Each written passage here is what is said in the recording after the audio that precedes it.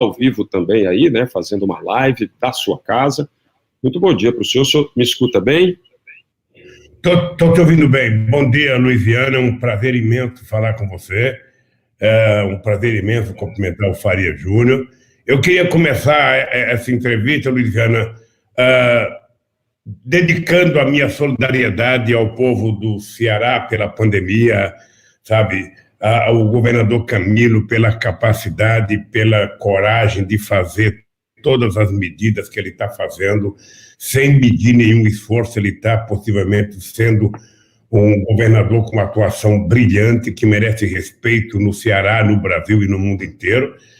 E também cumprimentar os companheiros do PT. Eu sei que o Guimarães, Zé Henrique, sei que a Luiziana, está todo mundo assistindo esse programa, e estou à tua inteira disposição. Mais uma vez eu vou te falar, Luiziana, não tem pergunta proibida, pergunta o que você quiser, o tema que você quiser. Vamos conversar com muita seriedade, que o povo está precisando de seriedade nesse país.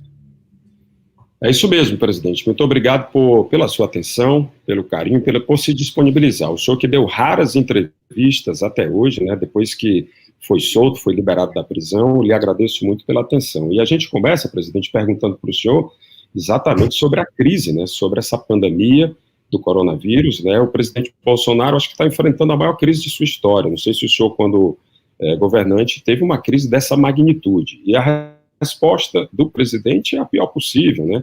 Há um confronto grande com os políticos, né? Uma pressão enorme dos empresários, até legítima pressão para voltar a funcionar o comércio, as atividades. Governadores aí estão segurando o isolamento social. Diante desse cenário, o senhor que foi presidente, tem bastante experiência, o que é que o senhor faria diferente? Luiziana, o grande problema é que o presidente Bolsonaro não estava preparado para ser presidente da República, não estava preparado para governar o Brasil em normalidade e muito menos está preparado para governar o Brasil com uma crise da magnitude que estamos sofrendo hoje. Veja, quando você tem uma crise que você não sabe como resolvê-la, a melhor coisa que você faz é você juntar parceiros em torno de você para resolver a crise. Quais são os parceiros que o presidente da República deveria ter nesse instante? Ele deveria ter como parceiro principal os governadores de estado e os prefeitos desse país, porque os prefeitos, na verdade, é quem enfrenta o dia a dia, frente a frente com o povo que está doente, com o povo que vai ficar adoentado na sua cidade. O governador é aquele que pode estabelecer política de distribuição das coisas necessárias para os prefeitos, e o presidente da República tem o papel de coordenar os interesses dos entes federados. Ou seja, o presidente da República deveria estar reunido com os governadores semanalmente, com os técnicos, com os cientistas, discutindo cada medida que fazer, inclusive se reunindo com os empresários também, para discutir quais são as possibilidades que nós temos de garantir que o setor que seja vital para a sociedade, que seja essencial, possa funcionar, dando garantia de vida às pessoas que vão trabalhar. O presidente não faz nada disso. O presidente continua arrumando inimigo. Ele vai para a praça, junta 200 pessoas na praça, para fazer um ato de ostensiva ofensas à Suprema Corte, ao Congresso Nacional, à Câmara, ao Senado, à sociedade, ou seja, falando em emprego quando ele é o responsável por parte do desemprego que nós temos nesse país, quando nós sabemos o que cresceu de desemprego nesse período, e no período depois do golpe da Dilma, ou seja, só 13 milhões de desempregados, mais quase 50% da sociedade trabalhando na economia informal. Ou seja, ele fala em emprego e cria medidas e manda emendas constitucionais que geram desemprego, desestruturou o mundo do trabalho, faz acordo envolvendo prejuízos ao movimento sindical, aos trabalhadores, sem consultar os trabalhadores, tenta criar uma carteira para dar emprego para as pessoas sem praticamente nenhum direito, a não ser o salário que vai ser menor. Ou seja, é uma pessoa que não tem compromisso com a democracia. Ele poderia construir isso. Tem muita gente querendo ajudar, tem políticos querendo ajudar, tem governadores querendo ajudar, tem prefeito querendo ajudar, tem empresário querendo ajudar. Ele poderia criar em torno do governo federal uma instituição que pudesse ajudá-lo a fazer as coisas, ouvir os cientistas, ouvir os especialistas e fazer as coisas de forma responsável, coisa que ele não está fazendo. Eu enfrentei uma crise séria de 2008, 2009, era uma crise econômica, não era uma crise com a pandemia dessa que nós temos agora, não tinha o problema... Teve H1N1, não foi, presidente? Teve H1N1 também, né? Veja, mas nós conseguimos dar a volta por cima. Eu dizia que o Brasil seria o último país a entrar na crise, seria o primeiro a sair, e foi exatamente o que aconteceu. É só importante lembrar que quando eu entreguei a presidenta para a companheira Dilma, o Brasil estava crescendo a 7,5% e o comércio varejista estava crescendo a mais de 14%. Ou seja, e não tem saída sozinho. O presidente não é obrigado a saber de tudo, ele não tem o compromisso de saber de tudo.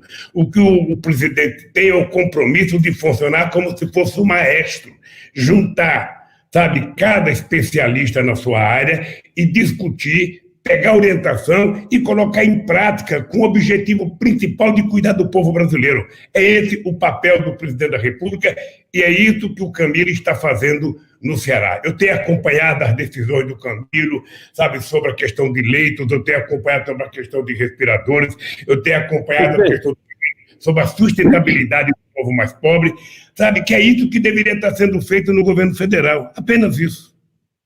Presidente, por falar em governador Camilo Santana, a nossa realidade aqui no estado, que não é diferente de nenhum estado brasileiro, há uma pressão gigantesca dos setores produtivos, né, dos setores de comércio, da indústria, né, são os setores que estão pressionando para voltar às atividades. O governador chegou até em determinado momento, cedeu, ele abriu, fez um decreto, né, flexibilizando.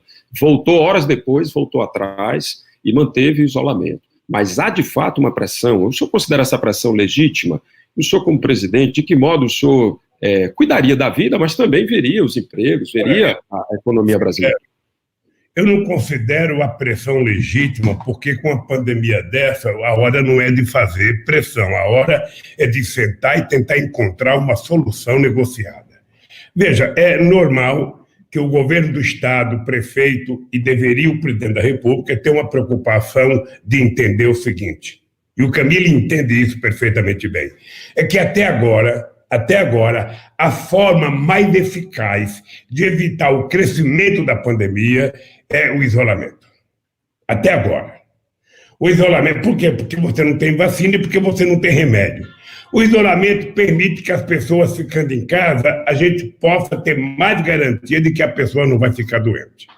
A segunda possibilidade é a pessoa ter todos os equipamentos necessários para se proteger, coisa que muita gente ainda não tem. A terceira coisa é você ter uma rede hospitalar funcionando perfeitamente bem, para você ter certeza que ninguém vai ficar sem hospital, sem UTI, se for necessário, coisa que também não existe. Veja, é importante só lembrar, Viana, que 63% de todos os leitos feitos nesse país, na rede pública, foi feito no governo do PT. É importante lembrar isso, porque o SUS, que era tão desprezado por algumas pessoas, agora começa a ser lembrado como a coisa mais eficaz que nós temos no Brasil, e ele poderia ser muito melhor se não tivesse acabado com a CPMF em 2006, como acabaram, para tentar me prejudicar e prejudicar o povo brasileiro, não é isso. Veja, e agora, com o governo Temer, tiraram 22 milhões de reais do SUS. Porque o SUS, na verdade, é quem está dando conta com mais eficácia nesse combate ao coronavírus. Ora, então, o que eu penso, na verdade, Viana, é que nós temos que ter muita responsabilidade. Eu fico pensando o seguinte, os empresários estão fazendo pressão sobre o governador, é correto. Agora, os empresários estão dando garantia de vida aos trabalhadores que eles querem que vá trabalhar. Eles assumem compromisso que na fábrica dele, na loja dele, não vai nenhum trabalhador ou trabalhadora pegar coronavírus. Porque o que o governador está fazendo é tentar evitar que as pessoas peguem coronavírus. É isso que o governador está tentando evitar. Os empresários, e eu acho que tem muita gente que quer trabalhar, e eu também acho que tem muita gente que precisa trabalhar. O Brasil precisa que tenha gente trabalhando, até porque tem muito trabalho considerado essencial, que as pessoas têm que trabalhar. Agora, é preciso dar garantia de vida a essas pessoas. Eu quero saber se tem algum empresário no Ceará, em São Paulo ou no Rio de Janeiro, que vai dizer o seguinte: olha, eu garanto que os meus trabalhadores não vão pegar coronavírus, vão ter proteção no ônibus, vão ter proteção no metrô, vão ter proteção no local de trabalho. Ou seja, eles garantem isso, porque só quem pode garantir é o governo do Estado, fazendo Presidente, as coisas por favor. que ele está fazendo. Eu gostaria agora, rapidinho, a gente vai fazer um pequeno intervalo aqui entrando com o repórter CBN, né? Continuamos aqui na live, e agora eu gostaria que o meu colega lá do interior, Faria Júnior, o senhor que gosta tanto lá de Juazeiro do Norte, presidente, Faria Júnior é o meu colega, meu âncora lá da CBN Cariri, e queria convidá-lo aqui para fazer uma pergunta para o senhor também. Bom dia, Farias. Bom dia, Luiz Viana. Bom dia, presidente. Bom dia, Faria. Presidente, o senhor elogiou bastante o desempenho do governador Camilo Santana e este desempenho dele tem dado uma grande projeção nacional. Isso poderia torná-lo uma opção do PT para a presidência em 2022? Olha, eu não vou discutir eleição nesse instante, mas deixa eu lhe dizer uma coisa. Primeiro, o estado do Ceará é muito importante para o Brasil. E o estado do Ceará tem condições de fazer com que o seu governador seja candidato a presidente do Brasil. E eu acho que o Camilo tem todas as possibilidades de ser candidato a presidente. Ele tem, o Rui Costa tem, sabe, qualquer governador tem. Ele está tendo uma projeção. Primeiro, o Camilo é uma pessoa diferenciada, porque ele é muito quieto, ele é muito tranquilo, ele fica muito na dele, ele não gosta de muito fuzuê. Mas ele faz as coisas com muita responsabilidade e com muita eficácia, sabe? E isso começa a aparecer. Ora, por que tem muitas mortes no Ceará? Ontem à noite, ontem às 17h30, tinha 239 mortes. E tinha tantos casos, sabe? E por que tinha 4 mil casos? É por conta do teste. É um dos estados que mais tem feito o teste. E a gente só vai saber efetivamente quantas pessoas estão contaminadas fazendo o teste. E o Camilo tem feito um esforço incomensurável. É importante lembrar, Farias, que o Camilo enfrentou alguns problemas graves esse ano. Além de enfrentar a greve da polícia, ele enfrentou um motim de policiais aí no Ceará, que deram até um tiro lá em Sobral, no Cid Gomes, e é importante lembrar que a Força Federal foi lá, quando terminou, porque o Camilo foi muito homem, muito corajoso, e tomou a decisão de não negociar, o cara da Força Nacional que foi para lá, elogiou os caras que estavam amotinados como heróis. Sabe? Então, o Camilo tem tido uma atuação excepcional como governador, e eu acho que por isso ele merece elogios, e eu posso te garantir que eu já falei com o Camilo uma vez me visitou lá na Polícia Federal no Paraná, e eu falei: olha, vocês todos têm condições de ser candidato a presidente, o que precisa é começar a fazer a trilha para vocês percorrerem esse caminho. Não sei se é isso que ele quer, não sei qual é o que o Camilo pensa do futuro, o que eu sei é que ele está dando uma lição de como o governador deve agir para combater uma pandemia do tamanho que nós estamos enfrentando, Farias. Presidente, já que eu estou falando aqui do Cariri, estou em Juazeiro do Norte neste momento, e já coloquei na pauta a questão de eleições, nas próximas eleições, primeiro o seguinte, o senhor é a favor de que tenhamos de fato eleições neste ano? Há quem defenda que se prorrogue aí, que se coloque mais para frente, e dentro dessa pergunta, também lhe pergunto, os candidatos do PT, a exemplo de Juazeiro do Norte e Fortaleza, contarão com o seu apoio? O senhor participará presencialmente das campanhas? Faria, primeiro, eu acho que se não acontecer nenhuma coisa mais grave até próximas eleições, as eleições poderiam acontecer com os cuidados que tem que se ter. Eu não sei se é necessário adiar, mas eu acho que também não é uma questão de princípio. Se tiver que adiar em função da pandemia, se adia as eleições. Se tiver eleição, o PT vai ter candidato nas maiores cidades, e aonde eu puder ajudar, aonde eu puder transferir um voto, eu vou contribuir para eleger os candidatos do PT. Presidente, a gente vai fazer um pequeno intervalo aqui, entrando em rede com o repórter CBN. Agradeço demais o Farias, deu uma grande contribuição. Enquanto isso, ficamos aqui, né, acompanhando a live aqui com o presidente Lula. E antes do intervalo, queria provocá-lo com a seguinte pergunta. Aqui no Ceará, em Fortaleza, a capital, tem como candidato do PT Luiziane Lins, muito provavelmente. E os Ferreira Gomes e Camilo Santana devem apoiar um outro candidato. Como é que o senhor vai ficar nessa situação?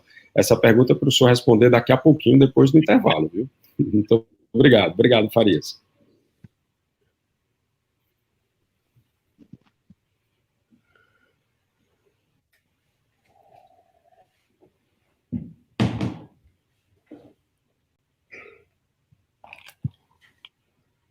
Pronto, presidente, agora o senhor me escuta? Eu estou bem. A gente faz aqui um pequeno intervalo, que estamos na transmissão nacional da rede, continuamos aqui ao vivo com o senhor. Queria aproveitar para perguntar para o senhor, presidente, o que é isso no seu nariz? Está tudo bem com o senhor? Tem aí um curativo no nariz, é isso? Aqui tem uma espinha aqui no nariz. Ah, tá com uma espinha grande aí no nariz. A sua saúde está boa, presidente? Minha saúde está boa. Eu estou me cuidando bem, Viana. Eu estou me cuidando bem, primeiro porque eu já estou com uma idade, embora eu diga que tenha 74, energia de 30, tesão de 20, eu me cuido bem, que é porque eu preciso enfrentar a longevidade, eu quero viver até 120 anos, porque dizem que o cara que vai viver 120 anos, o humano que vai viver já nasceu, e por que já não nasceu, pode ser? Provavelmente é o senhor, então, né? Lógico, eu estou torcendo para que seja eu, então eu estou me cuidando bem. Eu, desde que voltei da Alemanha, você sabe que eu fui a Paris receber o título de cidadão parisiense, depois fui ter um encontro com o ex-presidente François Hollande, com Sarkozy, depois eu fui ter encontro com os sindicalistas e com os políticos alemães, depois eu fui a Genebra ter uma reunião com o Conselho Mundial de Igrejas. Aí, desde que eu voltei, eu me tranquei em casa. Então, eu não saio desde o dia 12 de março, que eu não saio de casa, eu faço todas as reuniões que eu tenho que fazer, sabe, através do nosso computador, como eu estou conversando com você agora. E trabalho mais do que quando eu estava indo ao Instituto. Você fez o que eu gosto de fazer, presidente, é circular o Brasil. Nada melhor que para alegrar Lula é caravana, né? Aí o senhor está com saudade das praias do Ceará, e lá de Juazeiro, o senhor que vez por outra, né, é super bem recebido lá no Juazeiro. Sabe que eu gosto de andar o Brasil pelo seguinte: você não consegue fazer política, eu pelo menos não consigo, sem estar olhando na cara das pessoas, sem estar pegando nas pessoas, sem estar abraçando as pessoas. Porque uma coisa, quando você está conversando de longe, por telefone ou por e-mail, sabe, você não está sentindo a pessoa de perto. Então, eu nasci assim, eu faço política assim, e eu estou doido para que essa crise diminua, para que eu possa voltar a andar o Brasil e conversar com as pessoas. Eu ainda não fui ao Ceará, sabe, já faz tempo que eu não vou ao Ceará, mas eu quero percorrer todo o Brasil, e eu estou muito orgulhoso pelo Nordeste, porque a melhor coisa que aconteceu no Brasil, sabe, depois da eleição do Bolsonaro, foi o consórcio do Nordeste. Foi o Nordeste se fazer respeitar enquanto região que merece ser cuidada. Merece ser cuidada. Quando a gente vê um presidente dar menos recursos do Bolsa Família para o Nordeste do que para outra região do país, quando a gente vê o governador, o presidente da República cuidar de estados que precisam menos do que o Nordeste, a gente começa a perceber que esse presidente não sabe conviver democraticamente. Eu fui presidente da República 8 anos, Luiziana. O governador, quando eu fui presidente, era o Lúcio Alcântara. Depois eu tive com o Cid também. Pergunte para qualquer um deles se em algum momento eu os distratei por causa de divergência. Não. Sabe, eu tratava todo mundo em igualdade de condições, porque a minha relação com o governador era uma relação com o povo do Ceará.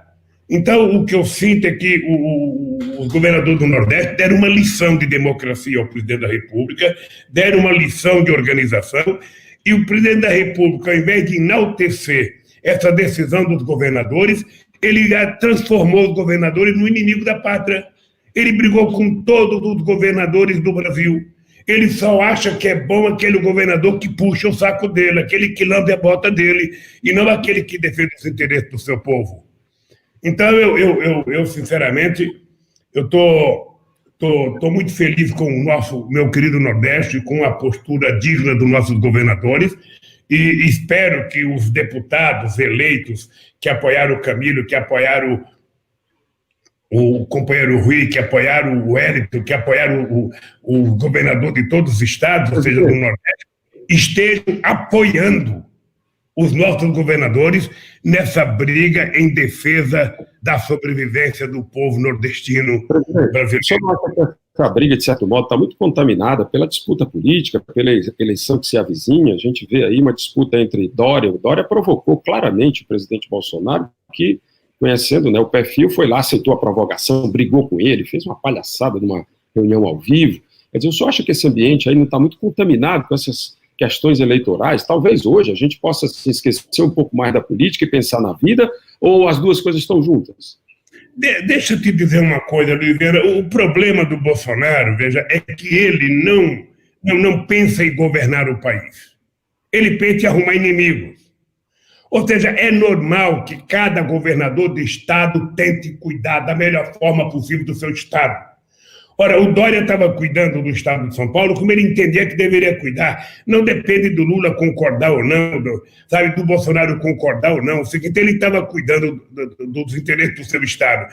Ora, o Bolsonaro não pode ver ele como inimigo porque ele não está fazendo o que o Bolsonaro quer. Então ele transformou como inimigo o governador de São Paulo, o governador do Rio de Janeiro, o governador do Espírito Santo, o governador do Rio Grande do Sul, o governador de Santa Catarina, o de todo o Nordeste brasileiro. Não é possível. É de uma irresponsabilidade. A questão não é política, não é 2022. A questão é o seguinte: quantas pessoas vão escapar do coronavírus? Quantas pessoas vão viver? Ou quanto tempo a gente vai conviver com essa imagem de máquinas cavando cova, enterrando? Você acha que é normal, Luiziana, um filho ver uma enterrada dentro do caixão, você vê a cara dessa mãe? Um parente enterrar um... Permita interrompê-lo, a gente está voltando ao vivo na Rádio CBN também, só para informar. Eu continuo à sua disposição. Voltamos ao vivo agora. A gente continua nossa entrevista com o presidente Luiz Inácio Lula da Silva. Ele que aqui durante o intervalo comentou algo muito interessante, né, provocado pelo Faria Júnior.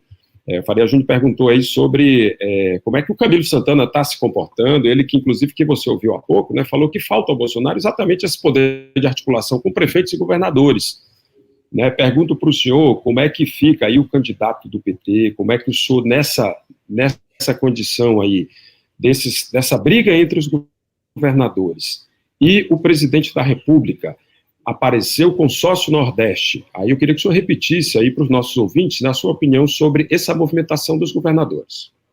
Olha, eu estava dizendo agora há pouco para o Luiziana que a coisa boa que aconteceu desde que o Collor ganhou as eleições, foi o consórcio do Nordeste. Desde que o Bolsonaro ganhou as eleições, foi o consórcio do Nordeste. Ou seja, os governadores do Nordeste se reuniram, viram os problemas que tinham que enfrentar, viram a similaridade dos problemas e resolveram construir um consórcio. Inclusive, agora construíram uma comissão científica para cuidar. É muito interessante. E eu estava citando especificamente o Camilo, que tem dado um exemplo de autoridade. O Camilo tem enfrentado muitos problemas no Estado, ele tem enfrentado todos os problemas com muita maturidade. Esse último motim da polícia foi uma provocação, esse tiro ao Cid Gomes, ou seja, e o Camilo não cedeu, não negociou, sabe, o que foi muito importante. E agora, no coronavírus, ele tem sido um dos governadores mais atuantes. Tem mais casos em Fortaleza e no Ceará, porque houve mais teste. Então, o Camilo, ele tem feito tudo, ele tem dado lição de como se comportar dentro de uma crise como essa. Sabe, eu comecei elogiando o Camilo e quero te dizer que é muito orgulho. E você perguntava se o Camilo poderia ser candidato a presidente da República. Eu não vou discutir a eleição para presidente da República com tanto tempo de antecedência. Mas o Ceará é muito importante. O governador do Ceará, que quiser, tem condições de ser candidato a presidente da República. Sabe? Eu até já falei isso pessoalmente com o Camilo quando ele me visitou na Polícia Federal.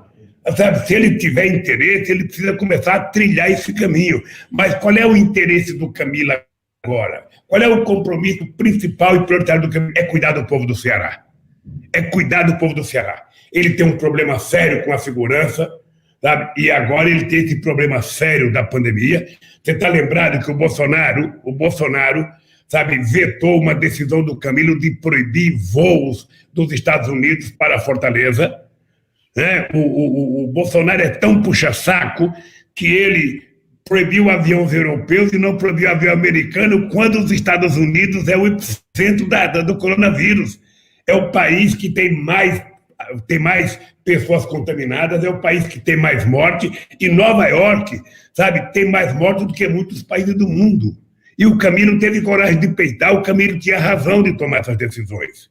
Agora o Camilo está sofrendo pressão dos empresários que querem que as pessoas voltem a trabalhar. Eu vou repetir, é plenamente possível que algumas pessoas tenham que voltar a trabalhar, sobretudo as pessoas que têm trabalho essencial. As pessoas que trabalham com comida, as pessoas que trabalham com remédio, as pessoas que trabalham com saúde, as pessoas que trabalham com segurança, as pessoas que plantam, as pessoas que vendem, as pessoas que vão na feira, tudo isso as pessoas têm que trabalhar.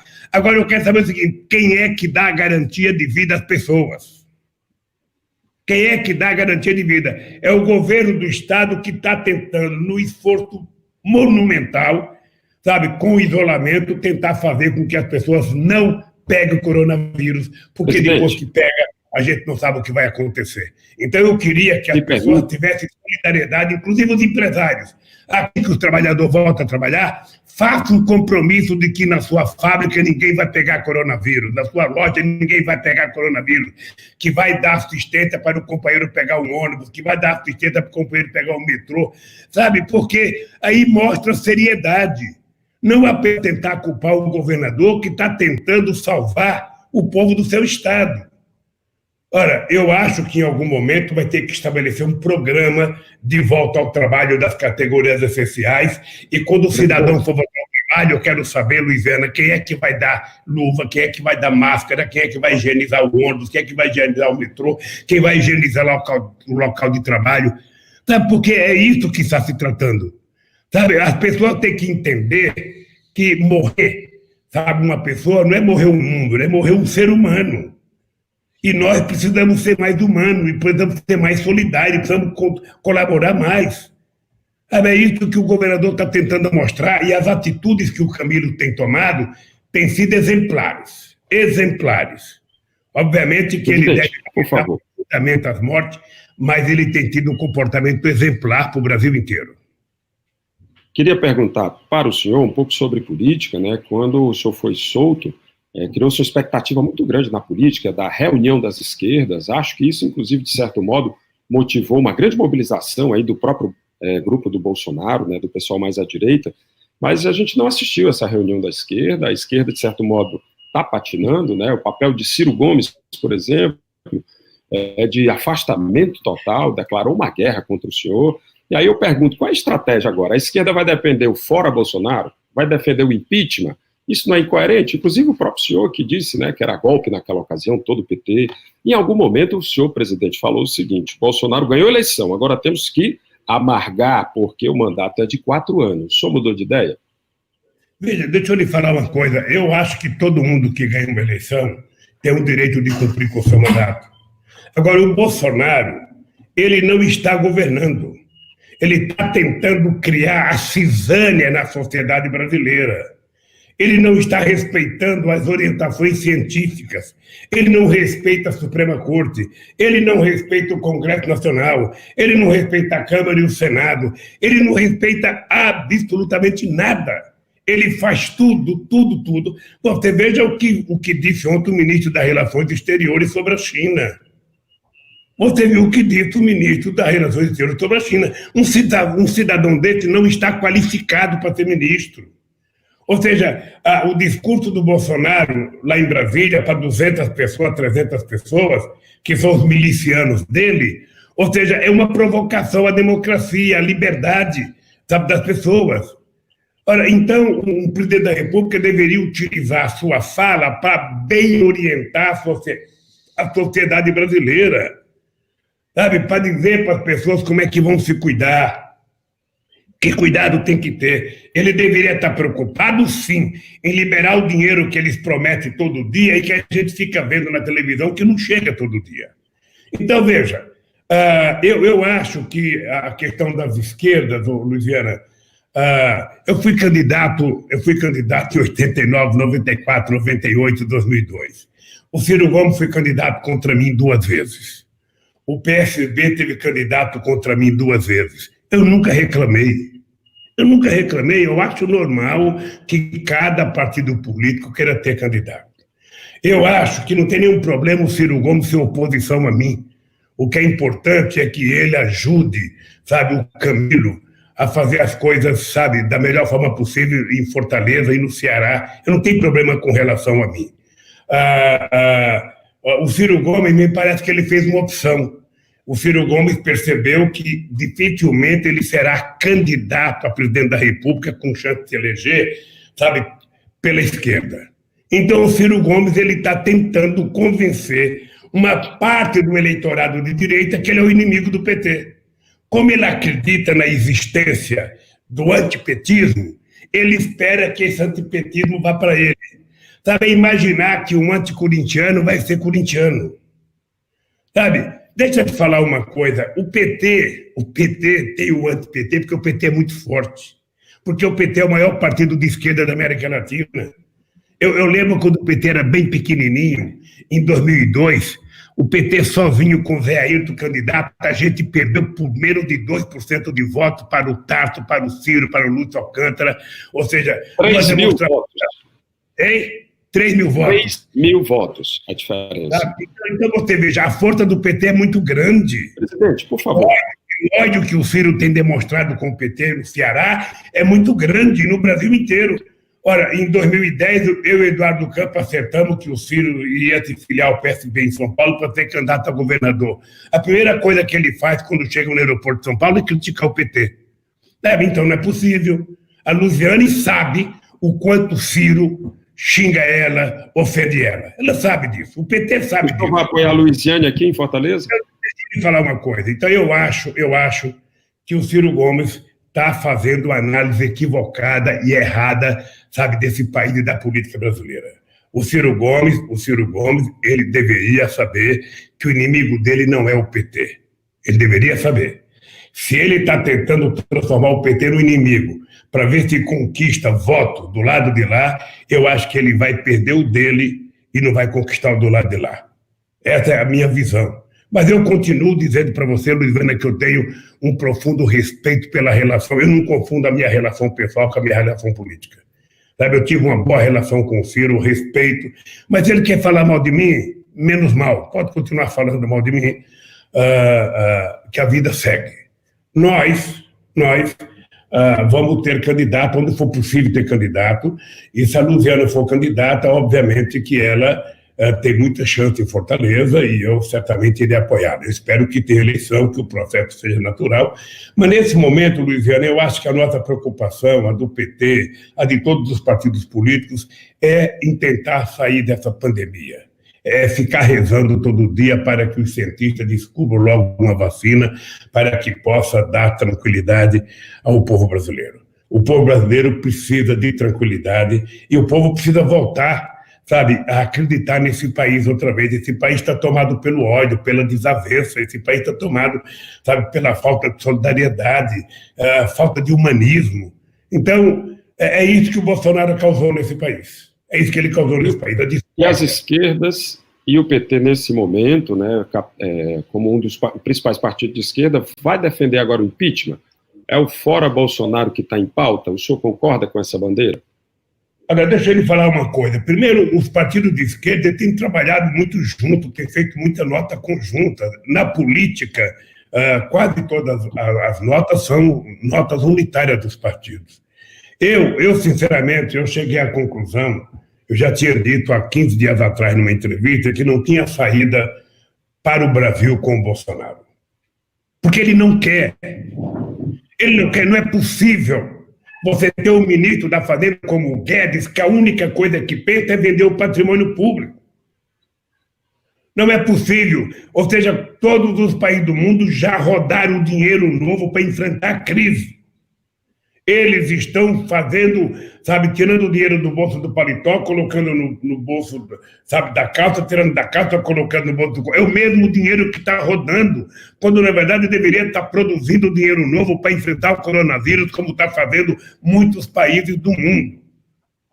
É isso que ele deveria estar fazendo. Então, eu cheguei à conclusão de que, se a gente quiser saída, não vai ser com o Bolsonaro.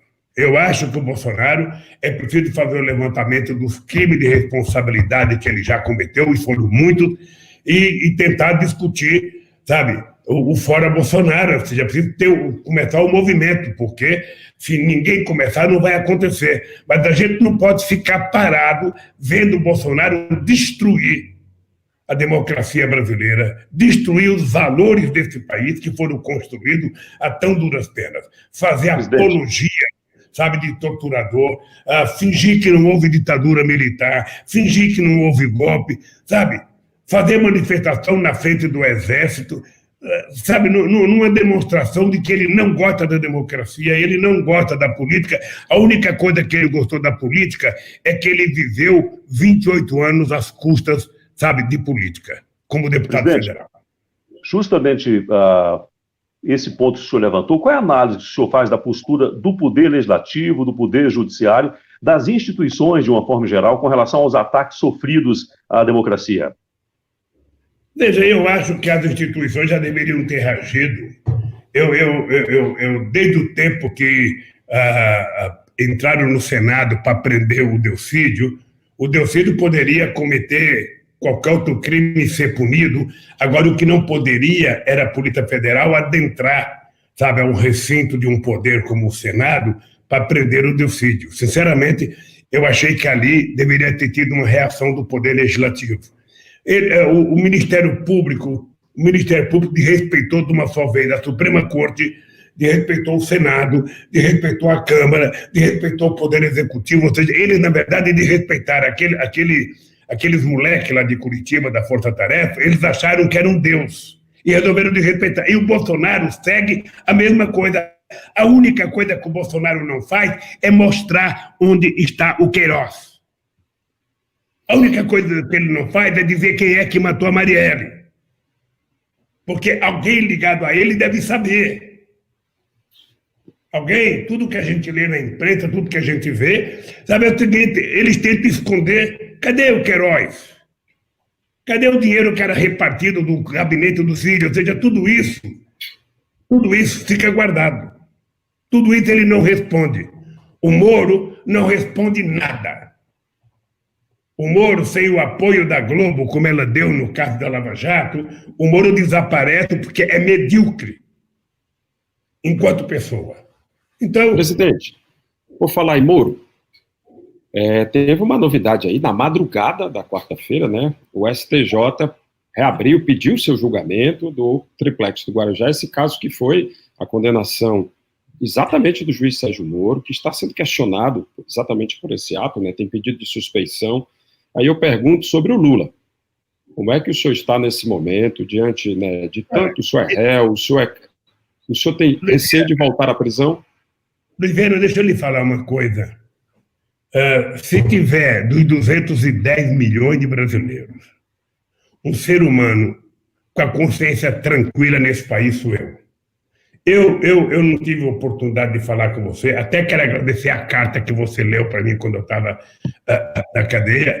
É o seguinte, meu caro, eu quando decidi ir para Curitiba, porque eu poderia ter ido para um outro país, poderia ter ido para uma embaixada, eu fui porque eu preciso provar que a força-tarefa de Curitiba, no meu caso, é mentirosa.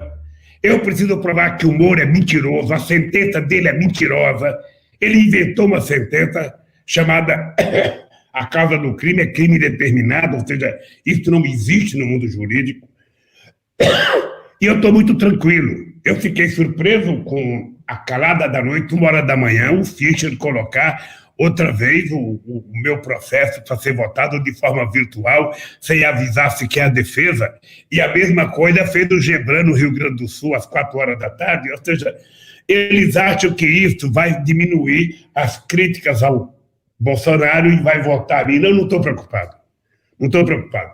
Se tivesse uma balança para medir consciência pesada, eu toparia colocar a minha consciência com todo o Moro e com os que estão me condenando, para você perceber que a consciência deles está muito mais pesada do que a minha. Eu acho que, para mentir como eles estão mentindo, para julgar como eles estão julgando, ou seja, essas pessoas não estão honrando o papel e a função que eles exercem no Poder Judiciário brasileiro. Presidente, hoje o partido mais odiado do Brasil é o PT, ao mesmo tempo o senhor falou que é o mais amado, né? Isso também vale para o Lula, assim, a participação dos nossos ouvintes aqui mostra que o senhor é muito amado, mas também muito odiado, né? Aí eu pergunto para o senhor, o que é que a esquerda errou? Onde é que o PT errou? Hoje a gente vê, por exemplo, grandes apoiadores do Bolsonaro estão numa força de trabalho informal, são aqueles motoristas de Uber, e eles realmente aí fazem, né, uma base forte de sustentação do governo Bolsonaro. O senhor acha que faltou competência e diálogo do PT com essa turma, com trabalhadores informais e com apoiadores do Bolsonaro? Onde é que o senhor acha que o PT errou? Luiziano, deixa eu te dizer uma coisa para você. Se você for no Rio de Janeiro, você vai perceber que tem duas torcidas no Rio de Janeiro, tem o Flamengo e o anti-Flamengo. Se você vier a São Paulo, você vai perceber que tem o corintiano e tem o anticorintiano. E aí vai no Brasil inteiro. No Ceará, a disputa entre o Ceará e Fortaleza deve ser muito grande. E aí vai para o Brasil inteiro. Né? O PT é muito grande. Veja, o PT, só para dar uma ideia para você, sabe? O PT disputou a primeira eleição em 89, o PT tinha 7 anos de existência. O PT foi o segundo colocado. Numa reunião que disputava Brizola, Ulisses Guimarães, que disputava Aureliano Chaves, que disputava Mário Covas, o PT foi o segundo colocado. Então o PT foi o segundo em 89, o PT foi o segundo em 94, o PT foi o segundo em 98, o PT foi o primeiro em 2002, o primeiro em 2006, o primeiro em 2010, o primeiro em 2014, e não foi o primeiro em 2018, porque eu não concorri. Se eu tivesse concorrido, teria sido o primeiro, e se não tivesse tido fake news, o Haddad teria sido presidente da República. Só para você ter ideia. Então, o PT é muito grande. O PT, desde 89, o PT está diretamente na disputa. Ou é campeão ou é vice, é campeão ou é vice, é campeão ou é vice. Isso desperta, sabe, uma certa mágoa de muita gente. Mas é importante lembrar que, embora a gente não tenha ganho as eleições no primeiro turno, a gente tenha tido 47%, 48%, 49%, ou seja, a verdade é que no segundo turno, nas 2 vezes, eu fui para 62%. Então, o dado concreto é o seguinte: quando você tem uma eleição, você disputa o primeiro turno, no segundo turno você compõe base de apoio e você se elege com a maioria, como eu me elegi 2 vezes. É assim que a gente constrói.